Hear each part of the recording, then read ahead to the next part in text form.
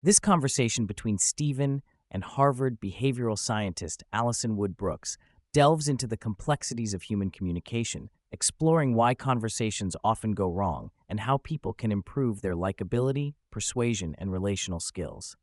Drawing on decades of scientific research, Allison shares insights on managing social anxiety, navigating various types of conversations, overcoming communication barriers, and adapting in the digital age. The discussion also covers the challenges men face in forming friendships, strategies for effective apologies, the significance of listening, and the evolving impact of AI on interpersonal interactions. Despite being a fundamental part of our daily lives, conversation is far from simple. Allison explains that while adults expect to be expert communicators due to years of practice, conversation involves complex emotions, motives, and cognitive processes beneath the surface. Misunderstandings, awkward moments, defensive reactions, and hostility often arise because people struggle to balance multiple conversational goals simultaneously, including exchanging information, maintaining relationships, protecting time and privacy, and achieving specific outcomes. This multifaceted nature makes communication difficult and reveals why many feel disliked or misunderstood. A key finding from Allison's research is the powerful effect of reframing social anxiety as excitement. Since anxiety and excitement are physiologically similar, simply telling oneself, "I'm excited" before a stressful situation like public speaking or a difficult conversation helps shift focus from threats to opportunities. This mental shift improves performance, reduces nervousness, and encourages positive engagement. Allison references her Get Excited study, which even influenced the movie Inside Out, illustrating that mindset plays a critical role in how we approach interpersonal challenges. Allison introduces the conversational compass, a framework to map different conversation goals along two axes: relational, high to low, and informational, high to low.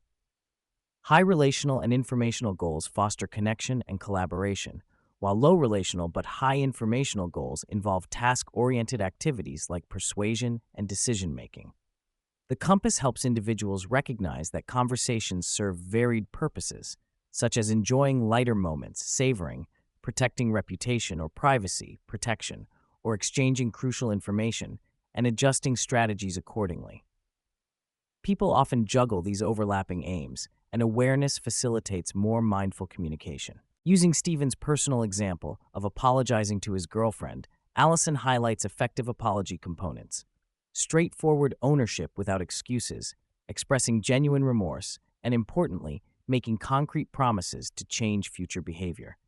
Excessive apologies within a single conversation can backfire by repeatedly drawing attention to the offense, unless the context is severe, e.g., serious crime, where more extensive apologies may be warranted. She emphasizes that owning mistakes authentically builds trust and facilitates repair, a vital skill for improving relational dynamics. Conversation is built around topics, which are continuously chosen and transitioned during interactions. Allison advocates for pre-conversational topic preparation, even just a brief mental review of potential questions or subjects, to reduce anxiety, smooth transitions, and enhance engagement. Thoughtful topic choices make conversations more likable and productive, helping speakers avoid awkward silences or irrelevant diversions. She stresses the importance of pacing, advising moving beyond prolonged small talk toward more personalized, tailored, and deep topics, which foster intimacy and connection. One of the simplest but most impactful ways to improve conversations is to ask more questions, especially follow-up questions. Allison shares research showing that question askers are perceived as more interested, increasing likability and success in contexts like dating and work. Asking questions encourages others to share more deeply and signals genuine curiosity and attentiveness. Avoiding boomerang asking, where the focus quickly shifts back to oneself without exploring the other person's response, is crucial to maintaining engagement and strengthening rapport. Kindness is a core element of effective conversation, involving the consistent use of respectful language, remembering names, and demonstrating warmth. Allison points to research on police-citizen interactions showing that respectful language reduces conflict and improves outcomes, highlighting the social power of kindness. However, kindness requires energy and self-awareness, as poor sleep or fatigue can impair one's ability to communicate kindly. She encourages being honest about one's capacity and asking for grace when necessary, fostering reciprocal understanding in relationships. Levity, including humor and warmth, is essential to maintaining mutual engagement and avoiding boredom, which Allison describes as the most common conversational enemy. Since the human mind frequently wanders, using levity to keep conversations lively helps sustain connection and facilitates the achievement of conversational goals like persuasion or collaboration. Even people who consider themselves serious can increase warmth through gratitude, compliments, and topic shifts. She also highlights the value of callbacks, referencing earlier conversation points to show attentiveness and deepen interaction. Group conversations differ substantially from one-on-one interactions due to multiple voices, roles, and shifting dynamics. Allison discusses the concept of a contribution score, an intuitive gauge of how much value one adds based on relevance, timing, and listening. Overtalking or poor topic switching can lower perceived value and cause disengagement. Conversely, well-timed levity or thoughtful interventions can improve group dynamics. Clear role definitions and coordination help groups avoid chaos, especially when multiple members vie for conversational control or diverge on topic focus. Allison shares findings from a study on men's friendships, revealing that men often struggle with vulnerability, a key ingredient of deep, meaningful relationships. Unlike women, who tend to engage in face-to-face, emotionally rich conversations, men often bond through shared activities and avoid topics involving emotional disclosure. This reticence contributes to loneliness and fewer close friendships among men, with many reporting no confidants during crises. Overcoming this requires individual acts of courage, such as asking vulnerable questions and creating space for deeper exchanges, one conversation at a time. Inspired by the well-known 36 Questions to Fall in Love exercise, Allison's 10 Questions to Fall in Like is a pragmatic tool for fostering rapport and connection quickly. The questions prompt people to share what excites them, personal strengths and weaknesses, and recent joys or experiences. When used thoughtfully and reciprocally with follow-up queries, these questions promote vulnerability and understanding, laying the groundwork for genuine friendship and connection. Allison articulates that persuasion is rarely the result of a single one-sided argument, but emerges over time through mutual trust, admiration, and ongoing conversation. Central to persuasion is validating the other person's viewpoint to maintain receptiveness, even amid disagreement. Effective persuasion relies on deep listening, actively hearing and reflecting on the other's perspective, and asking meaningful questions to reveal underlying motives and concerns.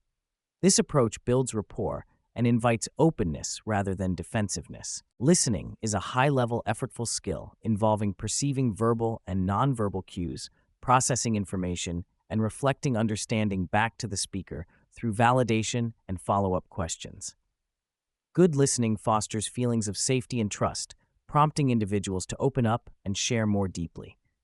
Research and personal accounts underscore how rare truly attentive listening is in daily life, making it a powerful differentiator in conversations. Simple nodding or sounds are basic but insufficient without verbal engagement to demonstrate genuine comprehension.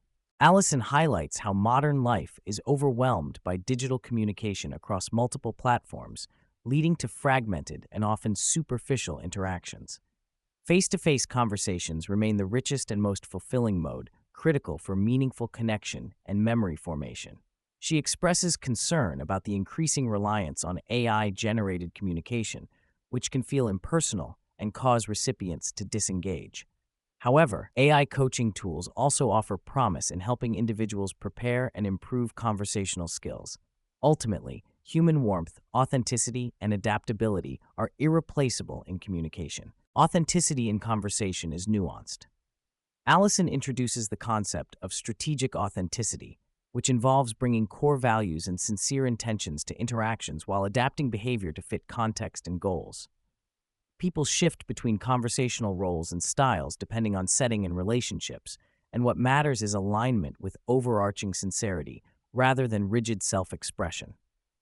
Moments of seeming insincerity or acting to fulfill social needs or advance conversations are part of skillful communication, provided they serve genuine connection. Allison touches on the challenge of raising children who become skilled conversationalists in an increasingly digital, distracted world. Limiting screen time and fostering rich, face-to-face interactions helps children develop crucial social and emotional skills. Role modeling effective communication and guiding children through moments of success and failure promotes growth. She and her colleagues are designing curriculums to teach these skills to young people, emphasizing the conversation's central role in human development. The conversation closes with Allison's reflection on the fundamental nature of conversation as the ultimate human skill. Regardless of technological advances or societal changes, effective interpersonal connection through talking remains essential to personal fulfillment, relationship building, and societal functioning. She envisions a future where teaching communication, especially to young people, becomes a vital part of education to combat loneliness and increase human flourishing.